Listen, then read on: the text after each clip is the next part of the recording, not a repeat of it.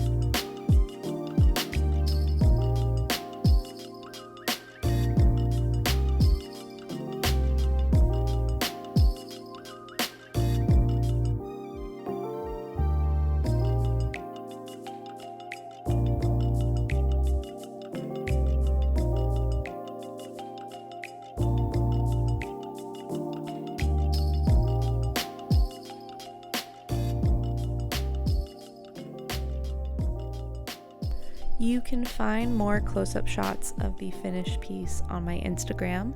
My handle is at Kate Hickman Art across all platforms, and I will see you guys next week. I'm actually filming a studio vlog this week, and I'm super excited about it. I actually have stuff going on for once. It's nice.